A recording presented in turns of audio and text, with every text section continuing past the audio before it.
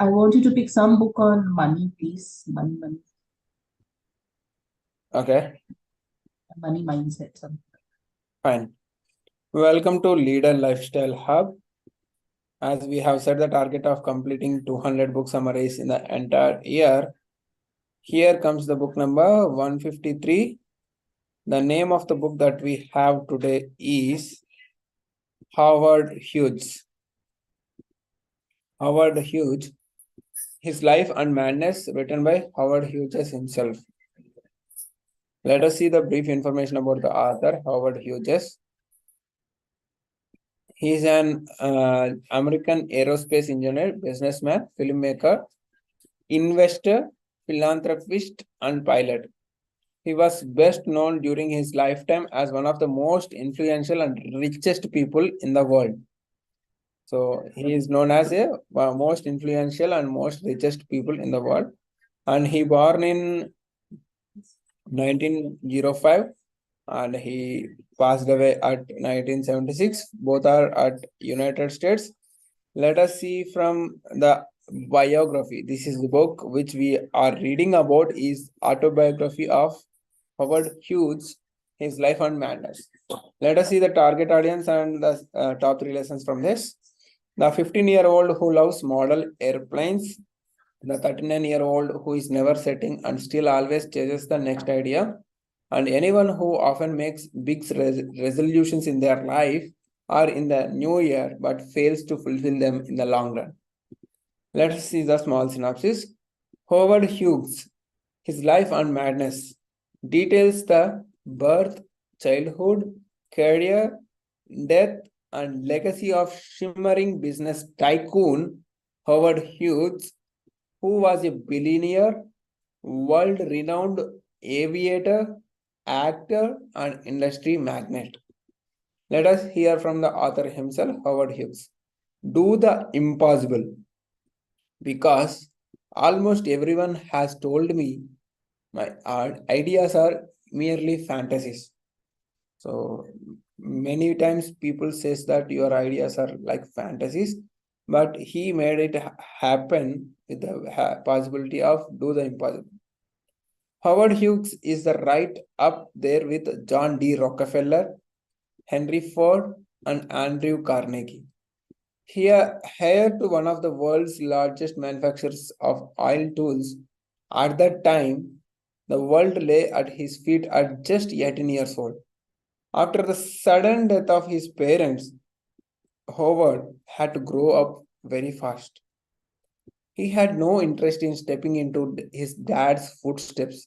Many people in our Indian culture, we follow like our dad's footsteps or dad's profession without having no interest.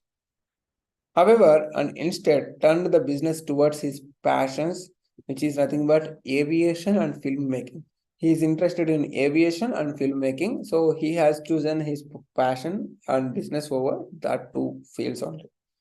Hughes has shrouded himself in the mystery for most of his life, partly due to the public attention he received, but mostly because of his troubled character. In 1979, 3 years after the Hughes death, Donald L. Bartlett and James B. Steele took it upon themselves to provide a thorough account of his life.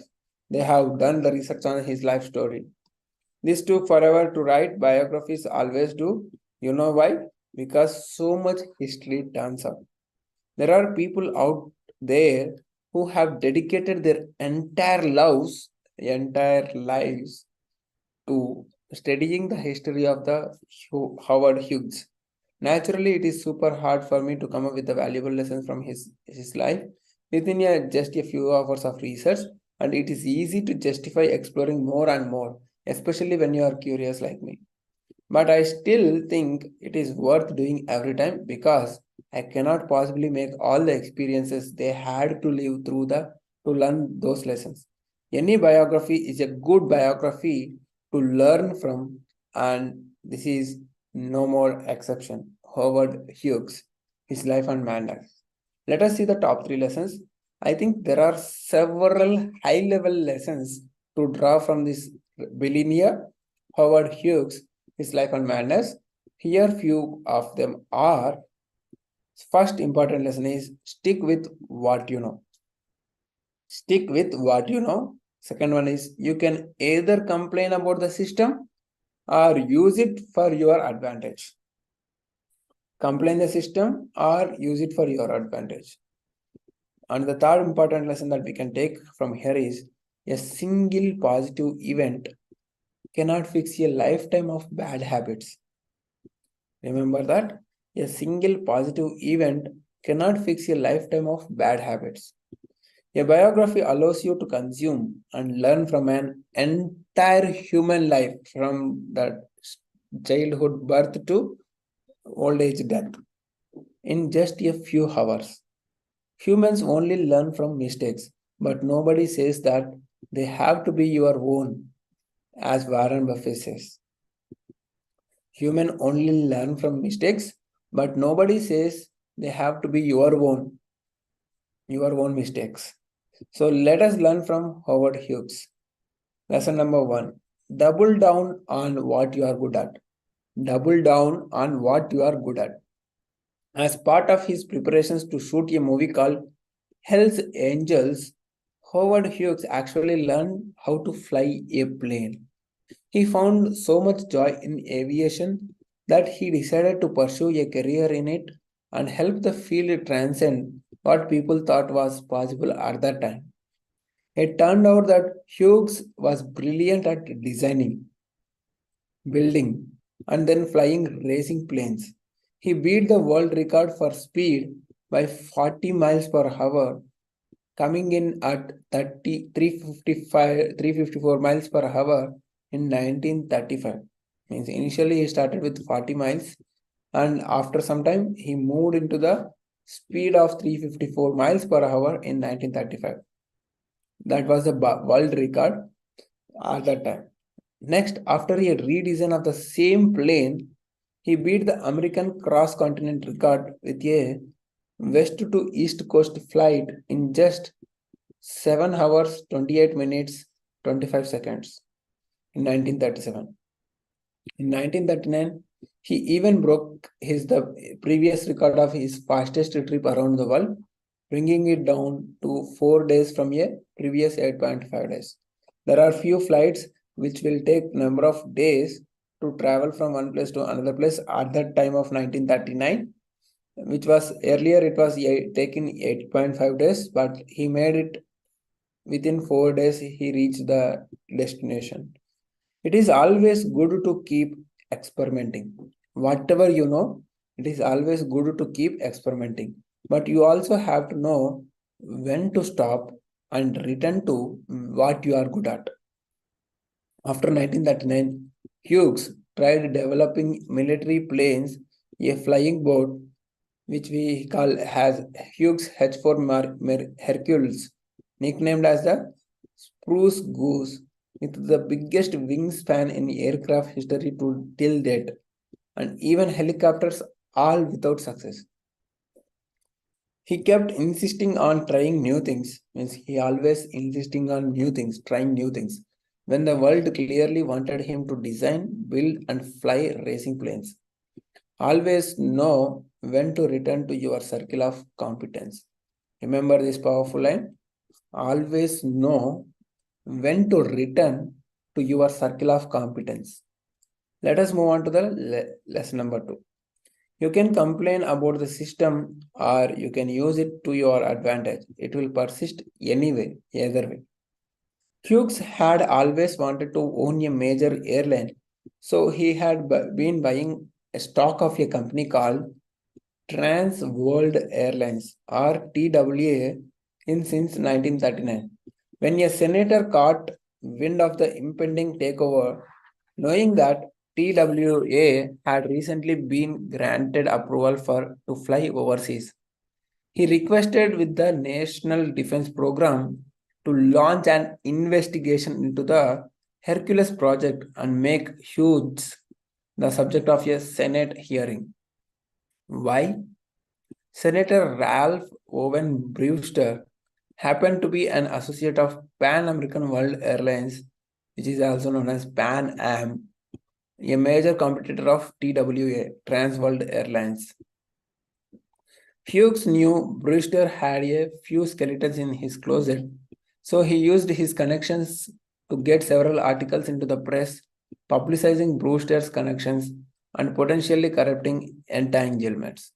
On the day of hearing, Hughes played the role of the bigger man, treating the debate like a non issue and even demonstrating the Hercules force capabilities during a hearing break with a short test flight.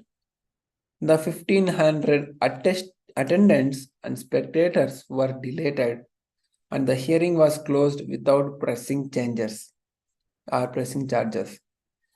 Howard Hughes knew the system was crooked, means it was not good, and that it was being played against him, means his he is having unfavorable conditions with him. He could have complained and insisted on the truth, being told all he wanted, and would probably have gotten nowhere. He has chosen this path, but instead, he accepted the system the way it was and turned the tables right on his opponent. See the world as it is, accept it, and then make use of it the best way you can. This is another life line we need to understand. See the world as it is, accept it, then make the use of it the best way you can. Let us move on to lesson number 3. One single positive event can never make up for a lifetime of bad habits.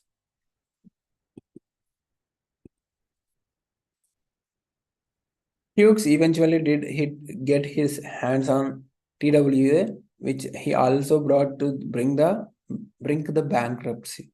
After management had enough, a decades-long trial ensued, leaving its mark on Hughes' mind. He had been struggling with painkillers and drugs for a while at this point, mostly codeine, and was becoming mentally unstable. In a fit of desperation, he hastily married a 30-year-old actress in Las Vegas at 50 years old, seeking the security the rest of his life could not provide him with any longer. Hughes hoped the marriage would stabilize himself as well as keep his employees from having him institutionalized. After the ceremony, he moved to the Vegas and kept trying to reinvent himself by buying a lot of real estate, eventually owning roughly one third of all the gambling establishments and hotel rooms on the strip. But one good deed cannot possibly make up for a lifetime of bad habits. So his physical and mental health kept deteriorating until he was nothing more but a shadow of himself. Announcing and going through it with a bold move sounds and is great, but it's only meaningful if you can back it up with the choices you make every single day. When things are dull and boring, but you have to be consistent to keep them alive. So remember that you have to be consistent to keep them alive. So 3 things that we learn: stick with what you know, double down what you are good at. You can either complain about the system or use it for advantage. See the world as it is and accept it. One single positive event cannot fix a lifetime of bad habits. You need to do positive events again and again in your daily life. Thank you so much. See you tomorrow in another powerful book summary. Until then, stay connected, keep progressing. If you have any queries, you can shoot it out right now. Share your comments.